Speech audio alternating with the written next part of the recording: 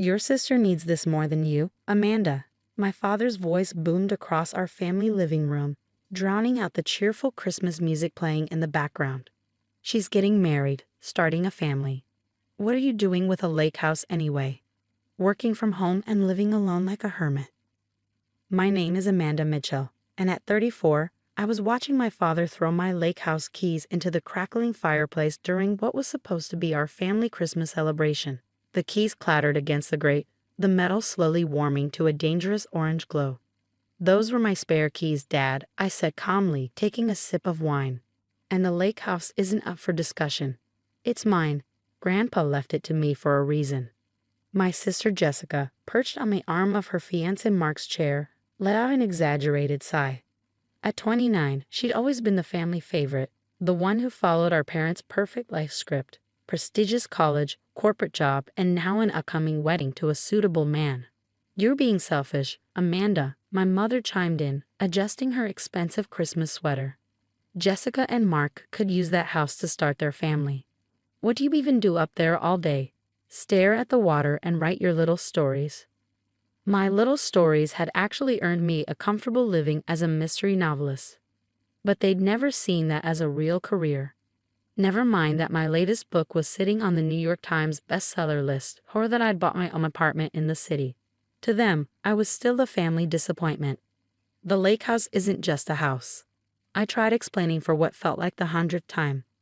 Grandpa specifically left it to me in his will. He had his reasons. "Oh, please," Jessica rolled her eyes. "Grandpa wasn't thinking straight in those final months. Everyone knows that. He probably forgot I was his granddaughter too." I felt my jaw clench but kept my voice steady. "He was perfectly lucid, and you know it. You just couldn't be bothered to visit him more than twice a year." "I was busy building my career," Jessica snapped.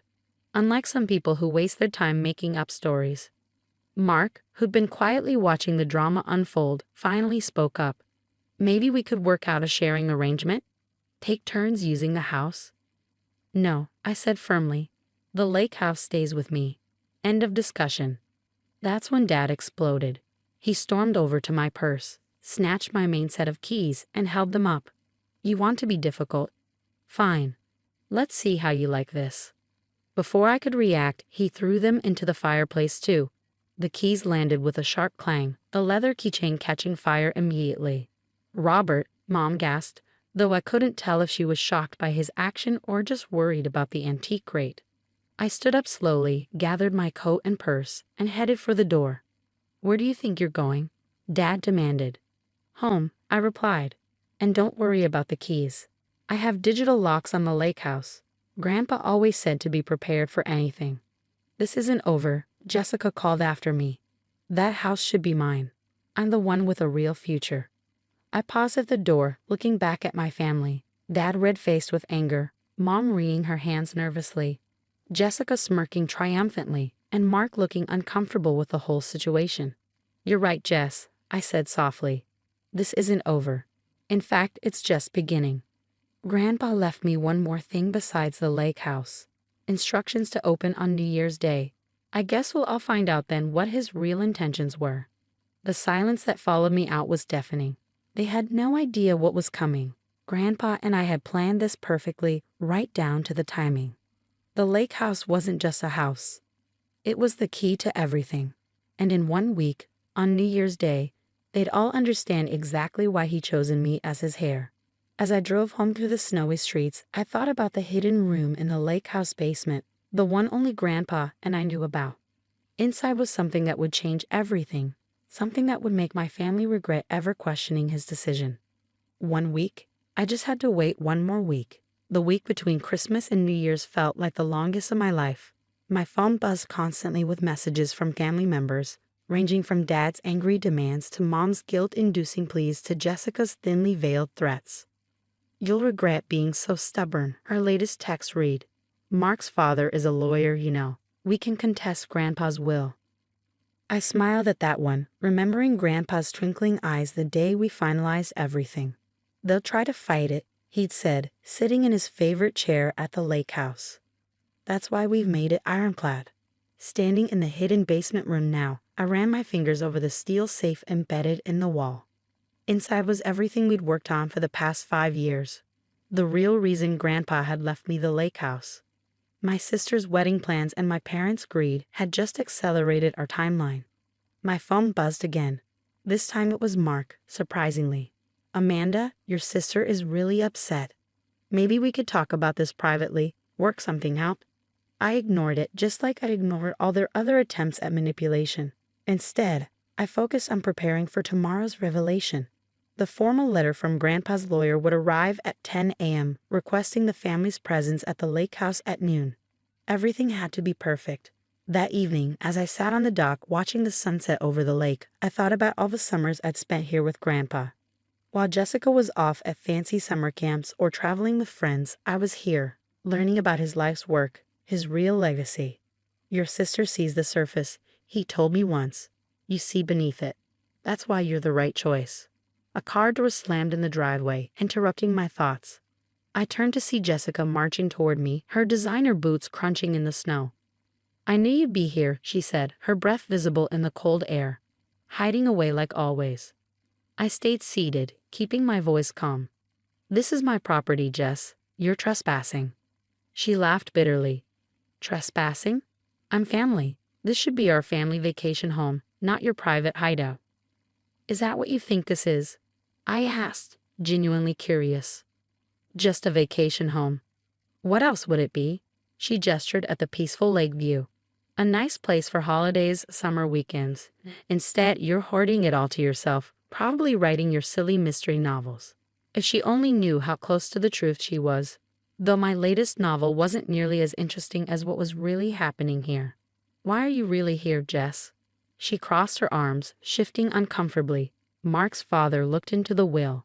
"He says it's unusually complex for a simple property transfer. There are conditions, clauses we can't access." "What are you and Grandpa hiding?"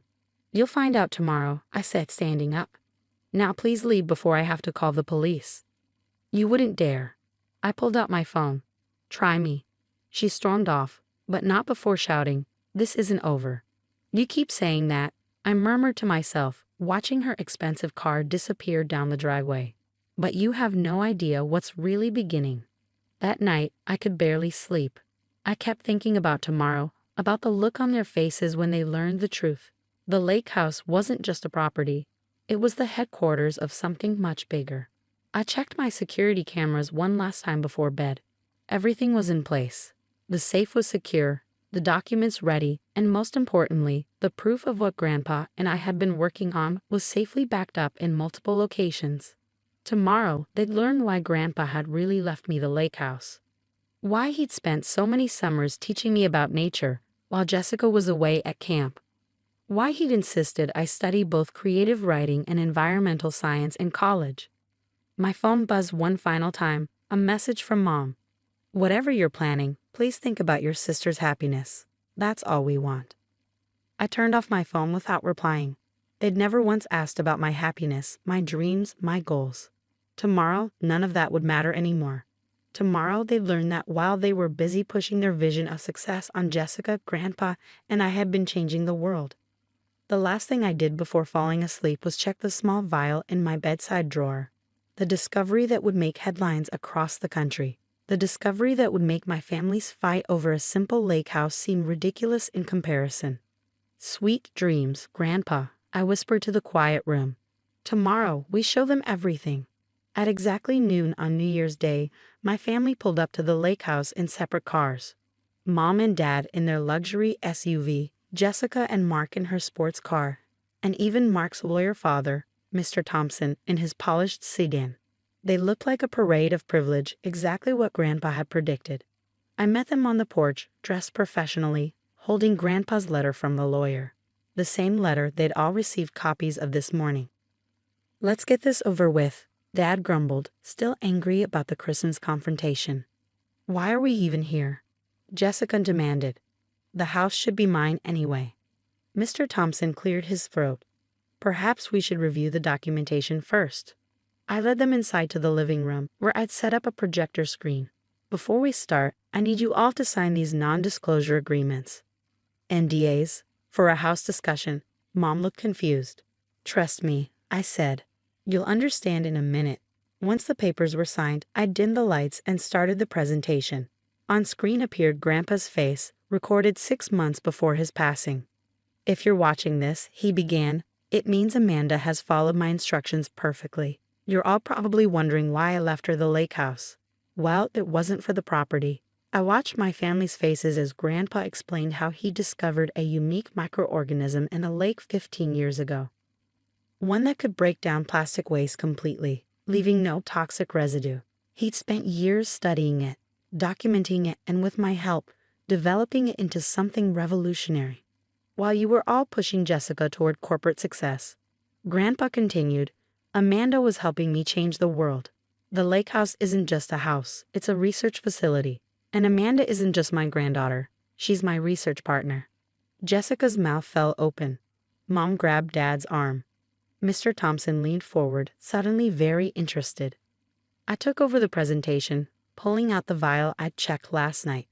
This contains the formula we perfected. Major environmental companies are already bidding for the patent. The starting offer is $50 million. $50 million? Dad stammered. That's right, I said calmly. The lake house isn't worth fighting over. It's what we discovered here that matters. And Grandpa left it all to me because I was the only one who saw its value beyond real estate. Jessica stood up, her face pale. But I'm the successful one. The one with the business degree. Success isn't just about corporate titles, Jess, I replied. Sometimes it's about seeing the bigger picture. That's what Grandpa taught me. Mr. Thompson was already pulling out his business card. We should discuss representation for the patent. Already handled, I cut him off. Grandpa arranged everything before he passed. The patents, the research, the legal protection. It's all done. Mom started crying. But I couldn't tell if they were tears of regret or frustration. Dad just sat there, staring at the vial like it might disappear. I never wanted the lake house for myself, Jessica whispered. I just wanted to win, like always. I know, I said softly, but this wasn't a competition. It was about who would understand Grandpa's vision, who would protect his legacy. Standing there in the room where Grandpa had taught me so much, I felt a deep sense of peace. The truth was finally out.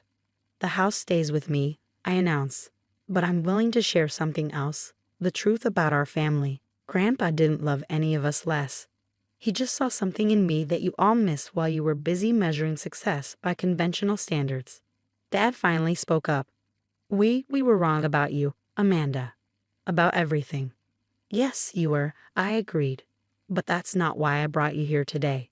I brought you here because Grandpa wanted you to understand that success comes in many forms. And sometimes the quiet one in the family might just be changing the world. As they left that afternoon, each family member slightly dazed, I stood on the dock where it had all started, where Grandpa had first shown me the microscopic organism that would revolutionize environmental cleanup. Jessica was the last to leave. She paused by her car, then ran back to give me a hug. I'm sorry, she whispered. For everything. I know, I replied. Come visit sometime. Not for the house or the money, but because you're my sister. Watching their cars disappear down the driveway, I smiled. Grandpa had been right all along. Sometimes the best revenge isn't about getting even. It's about proving them wrong by doing something extraordinary. I pulled out my phone and dialed the number for the environmental company's CEO. Yes, we're ready to proceed with the patent, I said. And yes, my family finally understands. The lake sparkled in the winter sunlight, holding its secrets close. Just like Grandpa taught me, sometimes the most precious things are the ones you can't see at first glance.